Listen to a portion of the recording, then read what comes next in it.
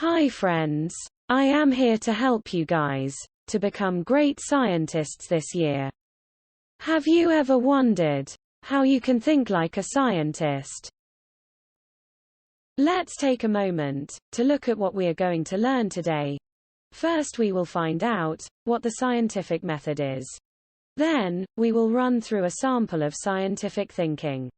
Then, we will unpack the steps in scientific thinking. After that, we will figure out where the scientific method of thinking came from in the first place. And finally, we will check why it is important to use the scientific method of thinking. What is the scientific method? The scientific method is defined as a method of research in which a problem is identified, relevant data is gathered, a hypothesis is formulated from this data, and the hypothesis is empirically tested. Wow! That is a lot of big words in one sentence. Let's see if we can slow down and investigate to understand it a little better. The scientific method is a way for scientists to study and learn things. It doesn't matter what the scientist is trying to learn, using the scientific method can help them come up with an answer. All science starts with curiosity. If you are curious, it means you want to find out information about how something works. Let's look at the steps to follow in the scientific method. So, the first thing to do is to come up with a question. For example, you may want to know at what temperature water boils. Next, you need to observe and gather information in order to come up with a guess, or a number of guesses, about the answer to your question. We call this a hypothesis. For example, my guess is that water will boil at 100 degrees Celsius. Next, you run experiments to see if your guess is right. Remember that a key to good experiments is to keep everything the same, and then change only one thing at a time, to see what happens. The thing we change is called a variable. This means that you can check your results every time, but still know what you changed that may have caused you to get a different answer. Carefully controlling your experiments is an important part of the scientific method. Every time when you do an experiment, you will observe and take notes. These observations and notes you take are called data. Finally, after running all the tests you can think of, you analyze your data by looking at all your notes and observations. You compare results and answers. You decide what changed and what stayed the same. You then decide on an answer to your question. This is called reaching a conclusion.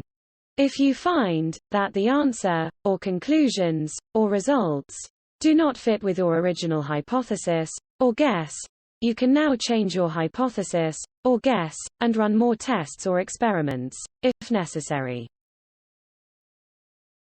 By going through this process, scientists have a way to verify their guesses, and to double-check each other.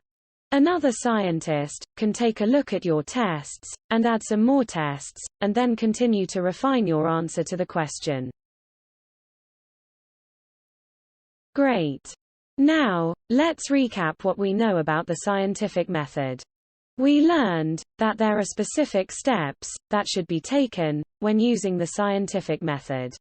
These steps include: Step 1. Ask a question. Step 2. Gather information and observe. In other words, do research. Step 3. Make a hypothesis. In other words, guess the answer. Step 4. Experiment and test your hypothesis or theory. See if your guess is right. Step 5. Analyze your test results. In other words, look at data and observation notes. Step 6. Modify your hypothesis, if necessary. Change your guess, if it is necessary. Step 7. Present a conclusion.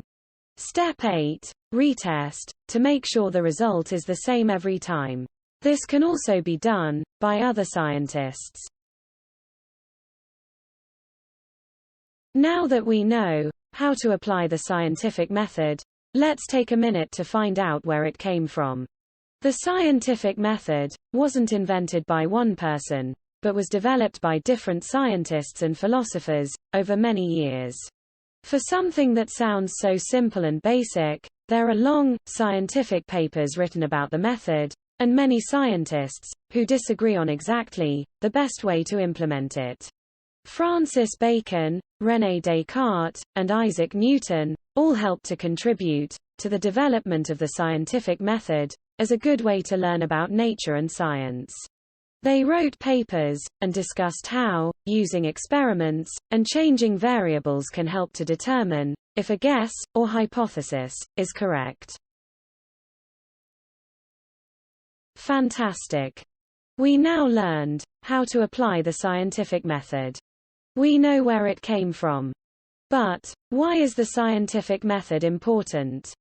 The scientific method is the cornerstone to modern science. Without a formal method of determining questions and their answers, we wouldn't have science or the knowledge we have today. Are you ready to test your knowledge and understanding? Then move on to the activity.